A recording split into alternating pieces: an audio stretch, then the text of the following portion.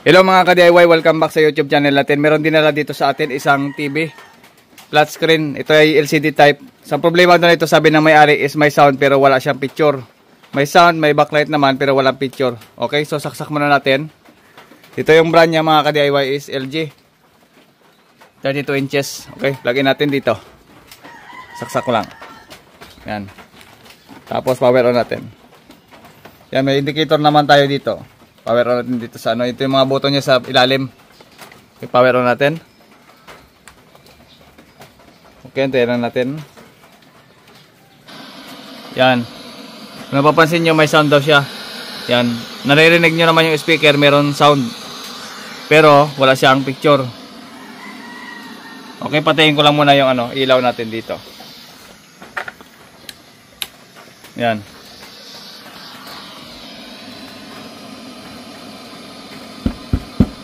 Yan, kita nyo. Yan, may backlight. Buhay ang ilaw. Yan. Pero wala siyang display. Yan. May backlight, wala siyang display. Okay, so buksan muna natin mga ka-DIY. Titingnan natin kung anong nangyari sa kanya. Kung bakit may backlight siya, pero wala siyang picture. Okay, so malamang sa LCD din problema nito. Tingnan natin mamaya, buksan muna natin. Okay mga ka-DIY, so baliktad natin yung TV natin. Tanggalin muna natin yung ano, back cover nya.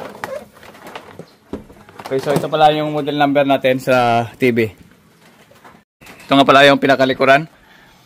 Ito yung model number na ginagawa natin ng TV, LG 32 LK310. So 32 inches lang siya mga ka-DIY. Ito yung model number nya. Okay, tatanggalin muna natin yung lahat ng mga screw dito para matanggal natin yung back cover, pati itong ano nya, sabitan sa likod. Tapos para matanggal natin, i-remove muna natin lahat ng mga screw. Titingnan natin kapag ganito kasi na meron siyang backlight tapos wala siyang picture, maaaring may problema sa mga T-con. Kasi may yung mga ganito, yung LCD type, yung ibang brand nito is gumagamit ng T-con kahit 32 inches.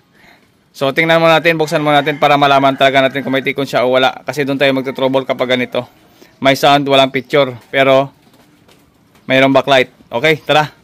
Buksan muna natin. Tara.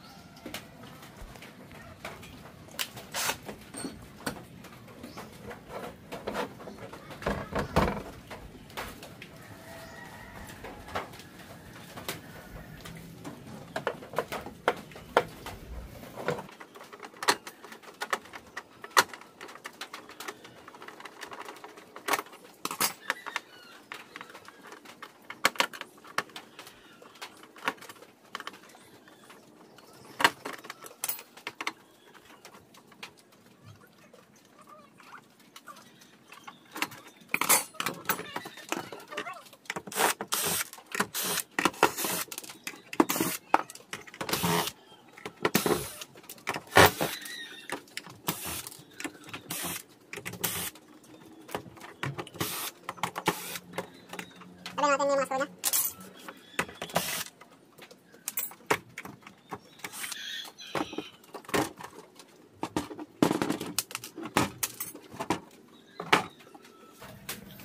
So yan mga ka-DIY, tapos natin siyang buksan. Titingnan natin dito. Ito yung kanyang power supply section.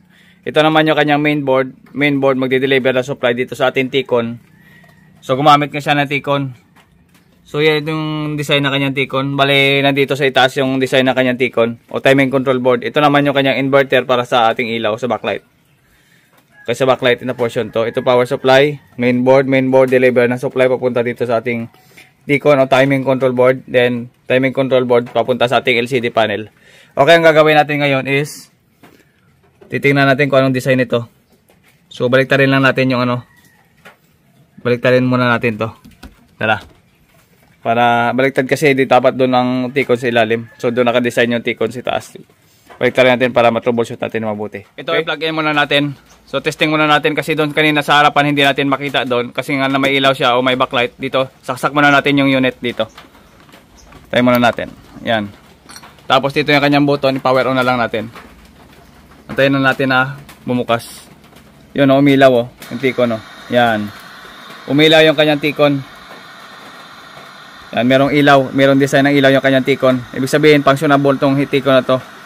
Para testing muna natin mamaya, tingnan natin. Yan, kung napapansin nyo, meron siyang backlight, oh. May ilaw tayo. Yan, kasi makapal yung LCD nito kaya hindi makita nung pagpatik natin doon sa LCD kanina sa itaas. Yan, buhay yung kanyang backlight. Okay yung kanyang backlight. Okay naman yung kanyang sound. Yan, naririnig nyo naman yung kanyang sound. Meron. Pero dito sa harapan, wala, blackout. Yan o, blackout siya. So kapag ganito mga ka-DIY, titingnan muna natin kung meron siyang supply dito sa kanyang T-Con. So sure yan kasi umilaw yung T-Con na ganito. So base sa ano natin, sa ibang unit na nabuksan natin na ganito, okay naman yung yung T-Con basta umilaw yan. So check muna natin, mag-body ground muna tayo. Set natin dito sa ating DC, sa ating tester, at saka i-body ground yung negative natin.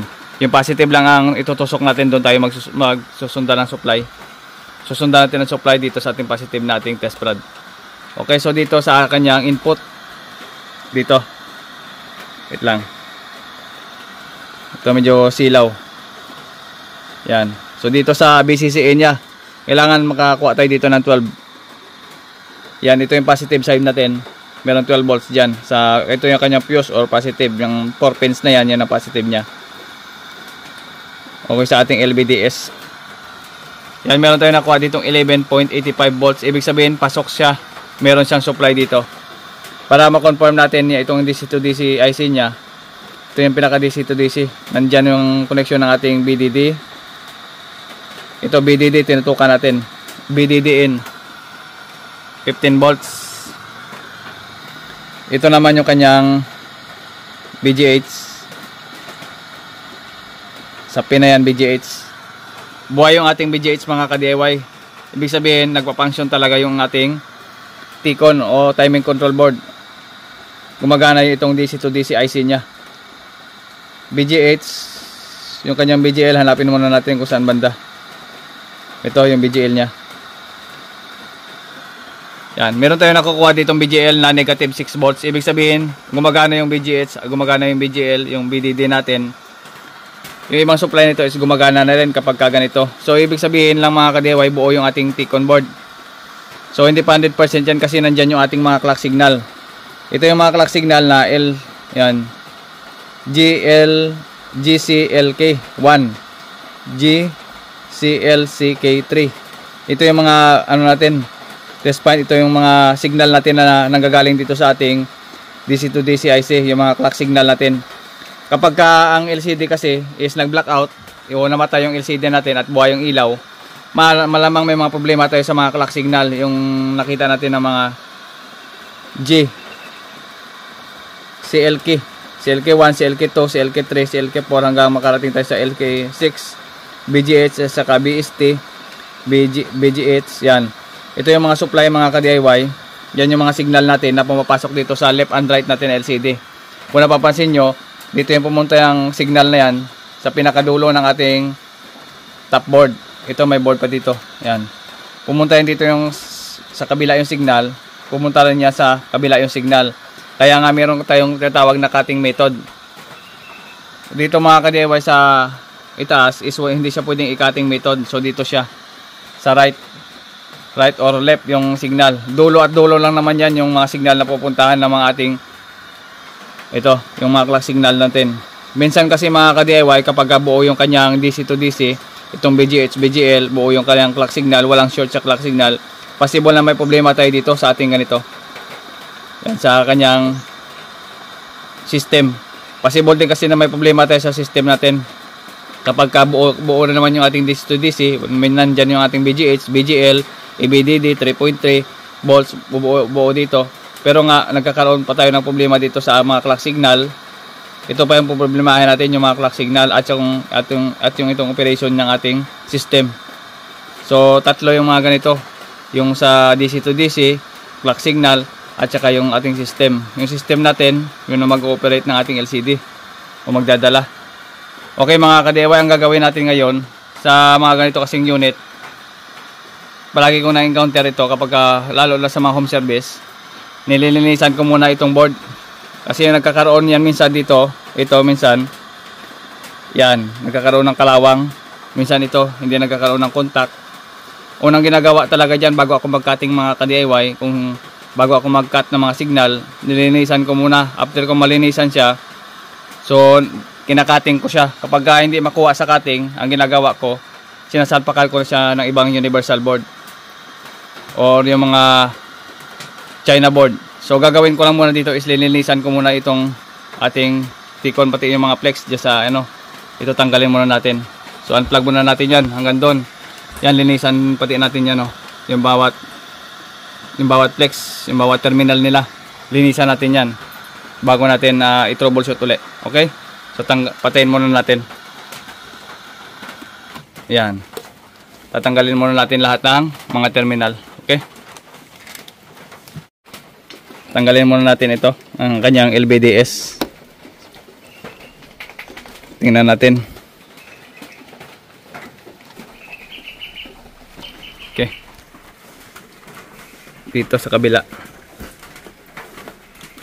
Yan, linisan natin yan. Gano, medyo marumi. Linisan natin to.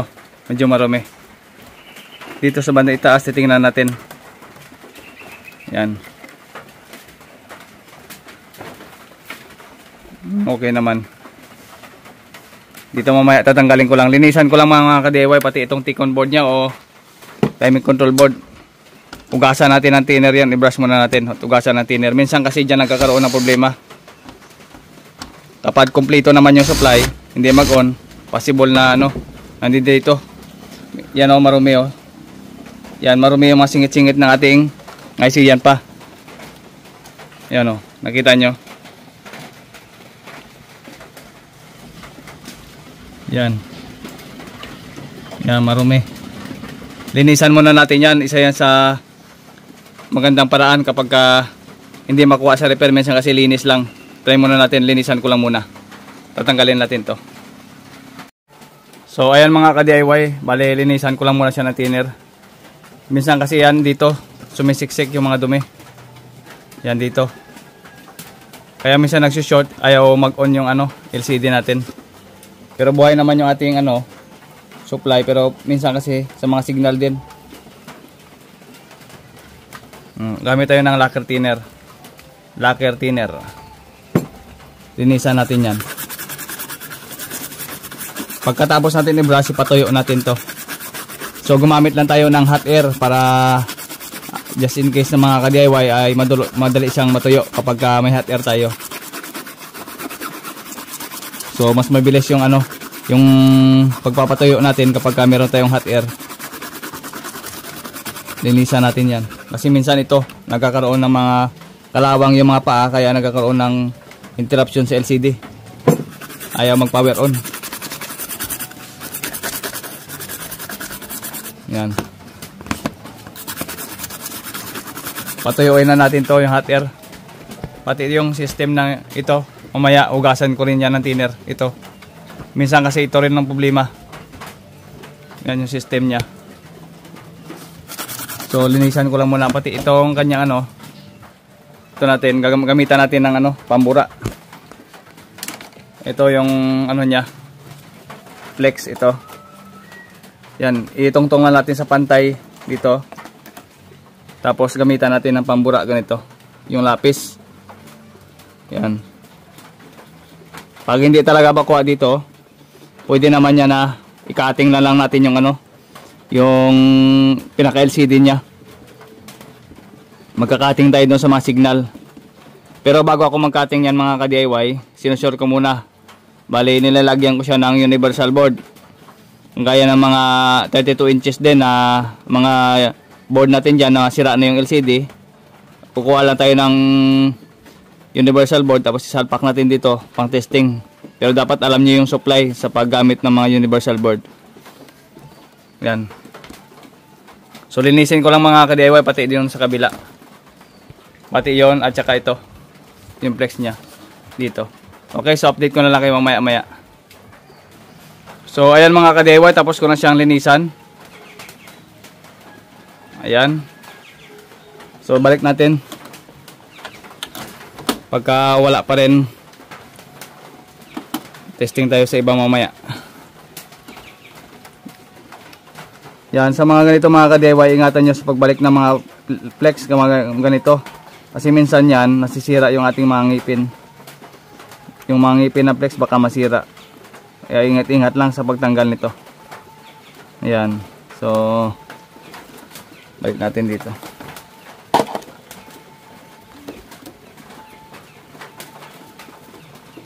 Ayan.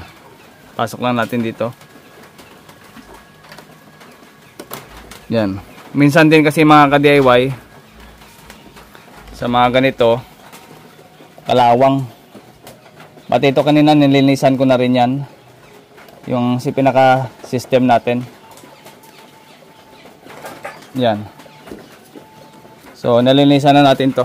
Ito. Tapos ko na siyang i-brush kanina. Yan yung ginamit ko palang thinner. Yan. Yan, malinis na yan. Ito kasi oh, kinakalawang din konti. Pero hindi na makuha. Pero at least binadaanan natin ng brush. Minsan kasi pagka malapit sa dagat, isa yan sa nagiging dahilan. Lalo dito sa amin is malalapit sa dagat. So, minsan dyan din yung problema. Okay. Saksak natin. Power on natin dito. Yun. Yun, umilaw na yung kanyang T-con. Tapos dito sa natin, yung inverter nito, meron ding ilaw pala yan yung inverter natin para sa backlight. Subukan natin kung wala pa rin, trouble tayo mamaya. So yun oh. Yan. Minsan kasi yan mga ka-DIY, kalawang lang. Minsan grounded. Sabi kasi na may-ari nito una na mamatay-matay pa.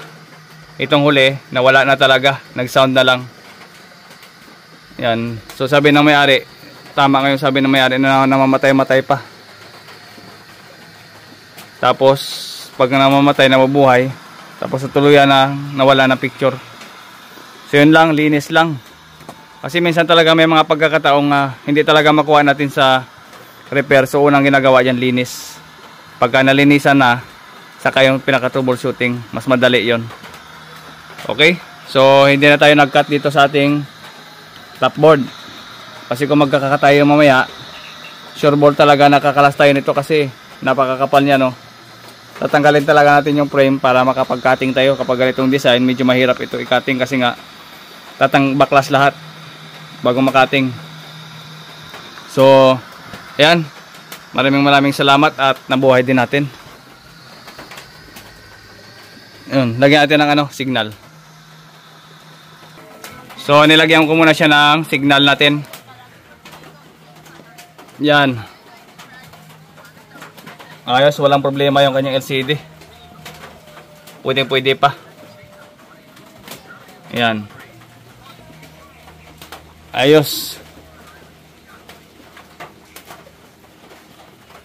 Huwag natin kunan ng buo, baka madali yung ating copyright. So yun lamang mga ka-DIY, maraming salamat sa inyong panonood. So i-close ko na lang yan. At hanggang dito lamang yung ating video. Sana nakatulong sa inyo na hindi lahat ng repair is nagkakaroon ng cutting. Minsan is linis lang kagaya nito. So maraming pagkakataon kasi ito mga ka-DIY, lalo na minsan yung screen natin is kumukurap-kurap. Parang kumukurap-kurap yung screen, minsan linis din yan. Okay, so minsan is nawawala ng contact minsan. Minsan dito rin sa pinaka-terminal mismo. Yan, yung pinaka-terminal niya, minsan hinihinang ko yan isa-isa. Minsan dyan din yung problema. So, hanggang dito lamang mga ka-DIY. Sana nakatulong yung ganitong tips at tutorial para sa inyo, sa mga beginner. So, GM Tutorial. Bye-bye.